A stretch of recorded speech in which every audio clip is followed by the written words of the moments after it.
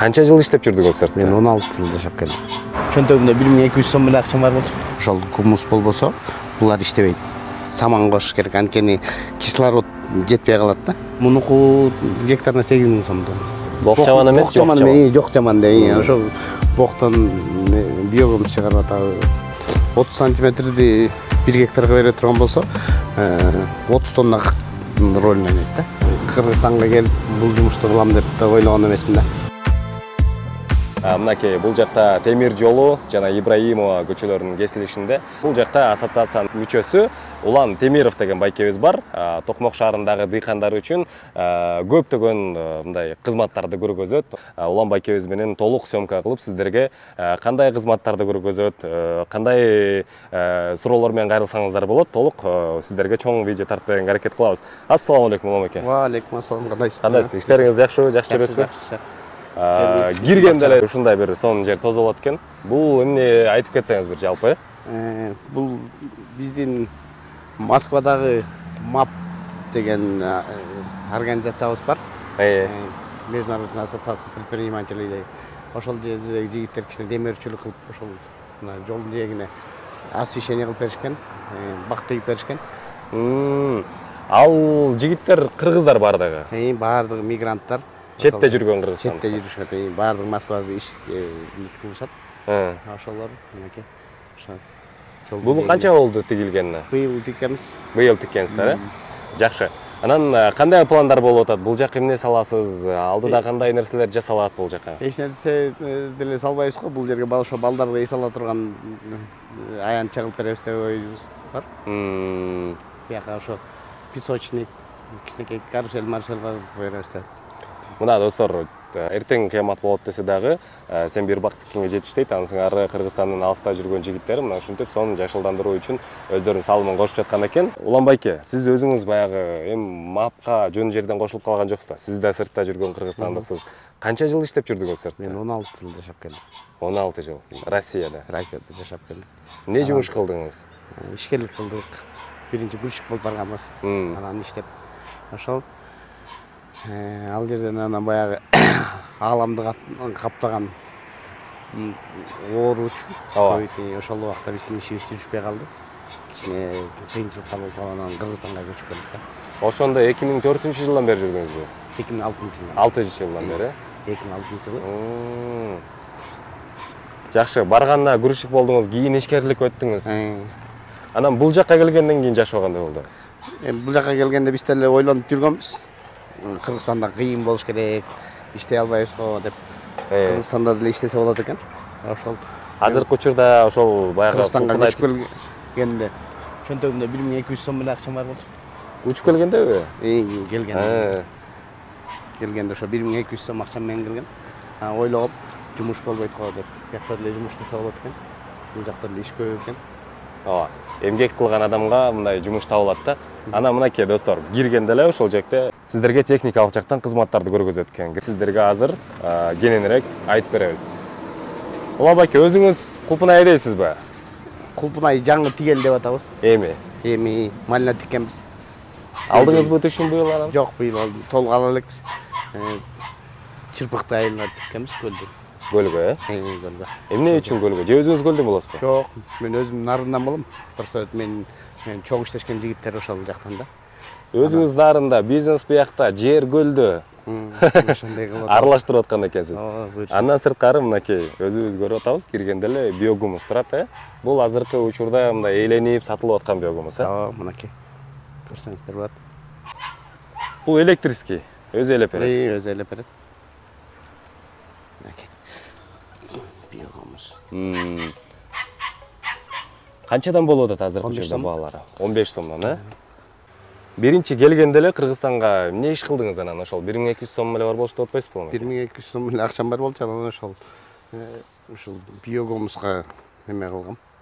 Басым жасагам.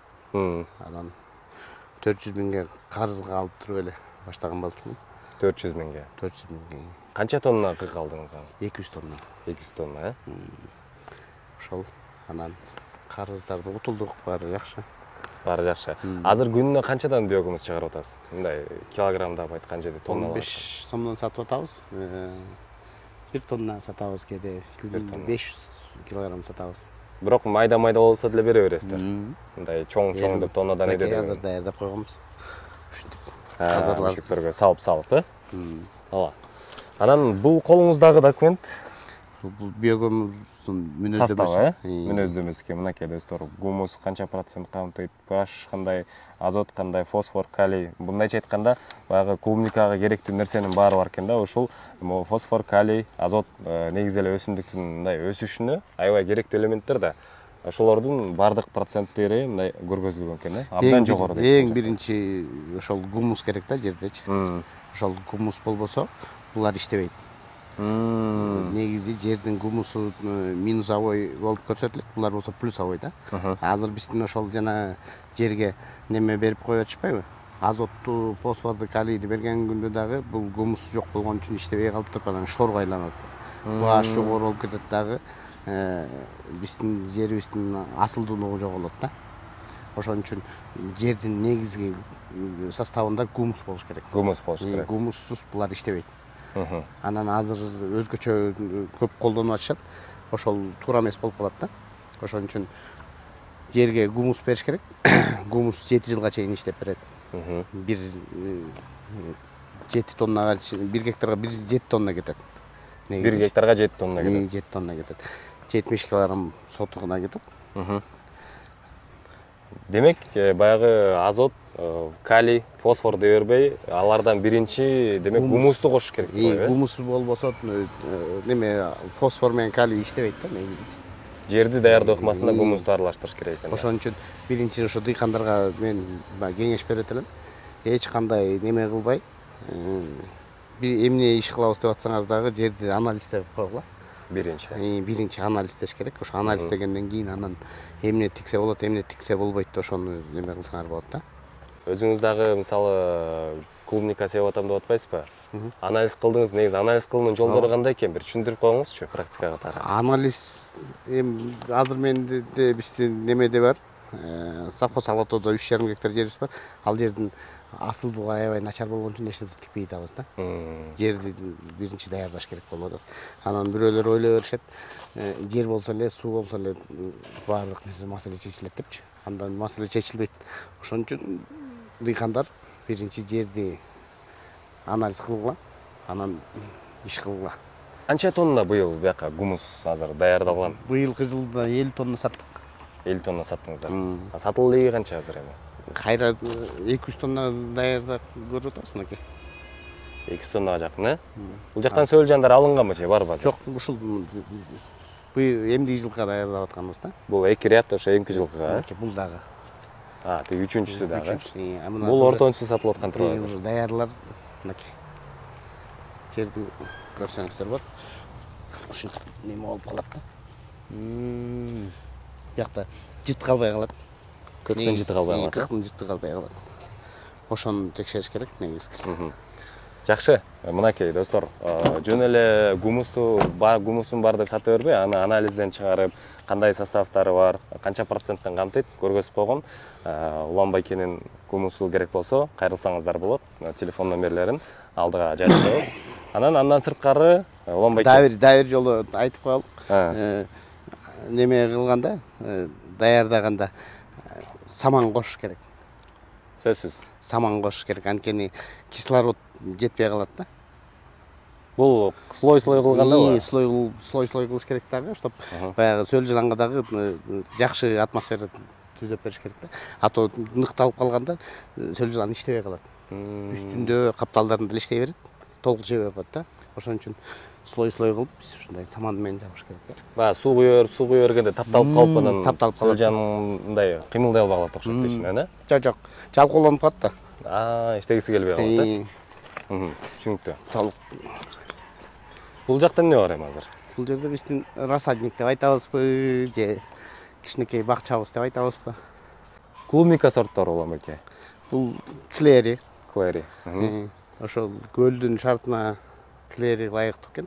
Ошон үчүн клери көчөт даярдап атабыз. Өзүңүзгө даярдап атасыз? Өзүбүзгө даярдап атабыз. Сатып албай ушуну эле алып барып тигесиз? Ооба, өзүбүз эле. Качанга пландап атасыз аны тигишти? Кудай буйрса 30-ун алып барып тигебиз го дейм. 30 болуп калат, Азыр бунун турганына канча болду көчөттүн? 17 күн болуп бартат. 17 күн. Бир айга барып анан тигип коюп турбайсыздар, берсе? Кудай буйрса. Канча миң бар бияктан? 50 миң. 50 миң. 50 миңдин баарын отургузасызбы? Жок, 30 миң отургузабыз. 1 гектарга жеткирей кылат экенсиз да?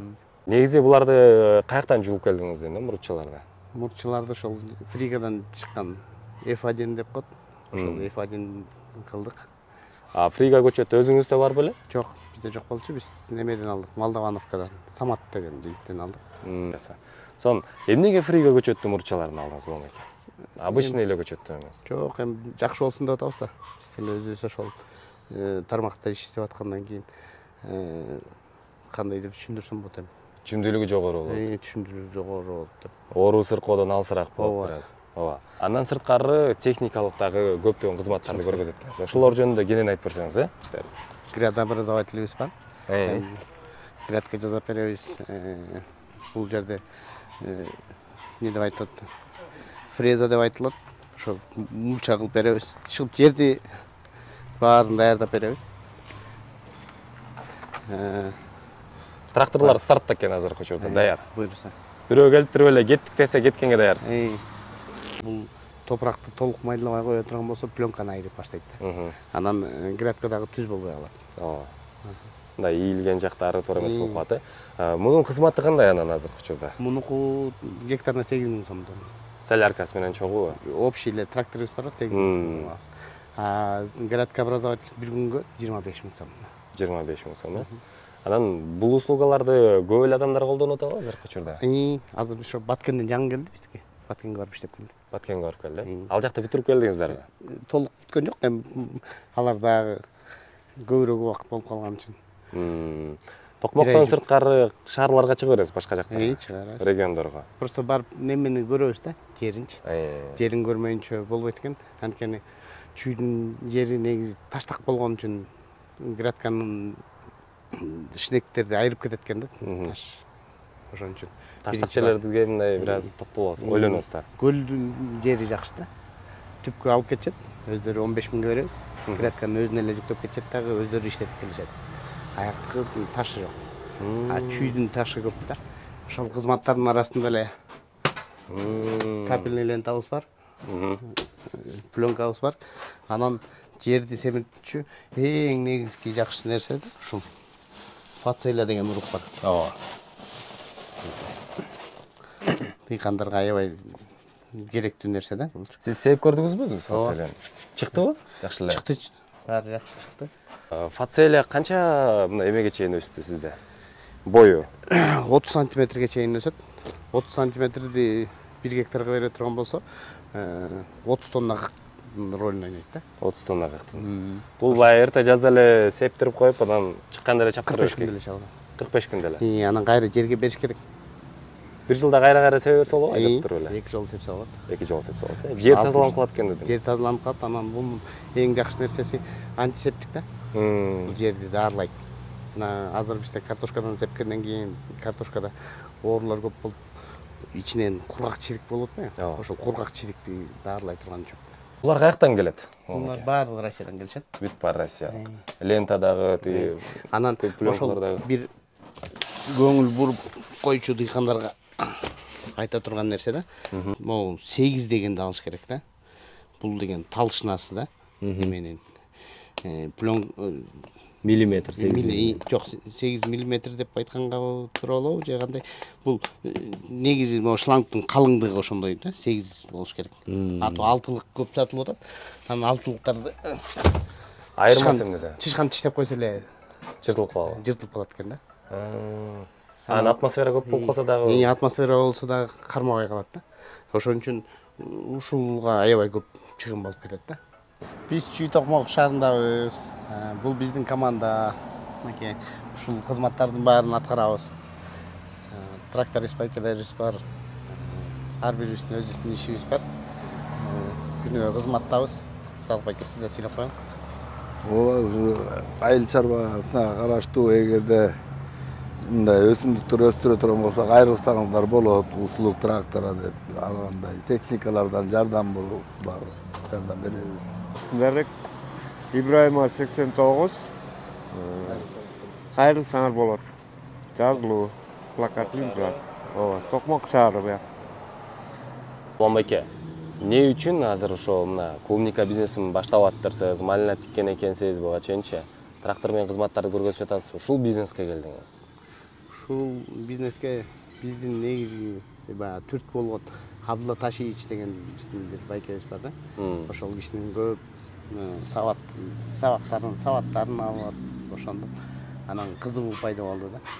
Анан азыркы эми турмуш аябай эме болуп атат го. Элдин баары эле ооруп, таза азык жебегендигибизден бул да чоң көйгөй экен да. Анан мен ошол биогомуска ошон үчүн келдим да. Элге жок дегенде таза азыкка кичине болсо камсыздайлы депчи. Бул эми баягы Кыргызстангабы, кыргыздаргабы, кыргызстандыктаргабы салым болсун деп атабыз да. Ошол себеп болсун деп. Ошол кичинекей баягы кыргызда жакшы сөз бар го. Жок жаман эмес, кандай эле? Бок жаман эмес, жок жаман деп. Ошол боктон биогомус чыгарып атабыз. Себеп болуп атат. Элдер ошол клубниканы ошол тигип атышат. Анан ошол биогомустун артынан ушул тракторлор келди. Клубника малина тиккенге дагы ошол себепкер болуп атат да, ошол биогомустун артынан баардык нерсе болот. Анан жашылдандырып мекенге кичине болсо да кызмат кылалы деген ойдобуз. Жакшы. 16 жыл Россияда жүргөндө, ал жактагы кыргызстандыктардай сиз абалын жакшы эле билип калдыңыз да. Эми баардыгын түшүнөсүз да жашоосунчу. Алар баскан жол сиз да басып өттүңүз да 16 жылдачы. Алар эмне жөнүндө ойлонуп жүрөт? Эмне, мисалы, алар деле келип бияка ушундай иш кылса болот бекен? Көп нерсени кылсак болот. Ошолордун арты менен эле болуп атат мынакей. Бири-бирибизге түрткү берип турабыз. Мен да ошол жерде жумгалдыктардын башчысы болчумун. Жумгал биримдигинин башчысы болуп иштегем. Коомдук ишмербиз. Бияка келип ошол Таза Кыргызстан деген мен кичинекей кандай деп айтсак, кичинекей группа түзүп, ошол жерде ошол себепкер болуп, элдерге биогомус жөнүндө түшүндүрмөлөрдү берип, мен ошол жакта Россияда жүргөндө 30 жыл биогомус баккан аялдардан сабак алгам да. Ошолорду билгенимди бөлүшүп, элге түшүндүрмө берип, биздин 7 тубанга кайрымдуулук кылып 7 ферма ачканбыз. Жакшы эле. Иштер жакшы эле болуп аткан экен демек. Шүгүр. Алланын амири менен болуп атат. Алыста жүргөн мындай мекендештерге кандай кеңеш бересиз? Келгиле бир туугандар, Кыргызстанда жумуш көп. Кандай деп айтсак, эсли ишибизди так аткара турган болсок, бул жерде аябай жумуш көп. Биякта кадр маселеси өтө орчундуу турат. Ар бир кесиптин ээси болуп эле келип иштесеңиздер болот. Убактыңарды бекерге кетирбегиле, ошол жерде жүргөндөн кийин бир кичинекей кесиптин ээси болуп келгиле. Бияк кесипкөй адамдар муктаж Кыргызстанчы. Аябай кол жетишпейт. Келгиле, баардык нерсени кылсаңар болот. Россияда жүргөндө ошо ойлочу элеңиз, ушул бизнеске келип каламбы деп мындай. Жок, Кыргызстанга келип бул жумушту кылам деп да ойлогон эмесмин да. Дыйканчылык кылам деген вообще оюмда жок болчу. Анан ошо азык-түлүк коопсуздугу болуп эле азыр аябай могу ковид болгондо дагы аябай чуркап жүрдүк да. Элдерге тамакташып, анан тамак аш биринчи экен да. Ошол эң негизги нерсе динде деле айтат го. Адал оокат. Адал оокат кылышыбыз керек экен да баардыгыбыз. Ушул бок менен неме кылып, бок десең туура эмес неме болуп калат, навоз деп айтылат. Кырк менен себепкер болуп атпыз. Шүгүр ошо элдер таза азык жешсин деген мээнеттебиз. Көпчүлүгү баягы мен биогумус өндүрөм десе, мындай өрө тартынат экен да. Мен биогумус өндүрөм дегенденчи. Эми 40 менен иштейсиңби, сиз айткандай бок деп айтып атпайсызбы? Бок менен иштейсиң деп мындай намыс катары көрсөтөт экен да. Негизи жумуштун уяты барбы? Жок. Ар бир кесип ардактуу дегендей, мен көчө шыпырганга деле макулмун. Анткени Россияда жүрүп эле көчө шыпырып келгенбиз. Анан ага караганда мекенибизди шыпырганга эмне жетсин. Эч кандай уя албайм. Ошол жерде мусордун баарын терем, эртең менен келем. Ошо тазалыкка көңүл буралып, эң негизгиси. Ушул биздин чылым чеккен бир туугандар, мен чеккем өзүм. Ошолор дагы өзүнүн тартибин билишпейт да. Бизде канча азыр эми 3 миллион калк болсо да, 3 миллион тамак чеккен киши болсо дагы күнүнө 2ден чеккенде 6 миллион жана тамактын үчөгүн ыргытышат да. Ошол 6 миллион биздин Кыргызстанга аябай чоң көлөм да. Ошону жок дегенде өзүнүн ордун алып барып салганды билишпейт да. Бүт бар эле ыргытышат. Тамактын пачкасын ыргытышат. Анан ошонун баары эле көп кишилерге түйшүк да. Канча деген адамдар көчө чыпырып атат. Ошолордун жумушун оорлоштуруп атабыз да. Ошон үчүн тамак чеккен биздин кыргызстандыктарга айтат элем, ошо тамакыңарды чексеңер дагы бүчөгүн мусоркага салгыла,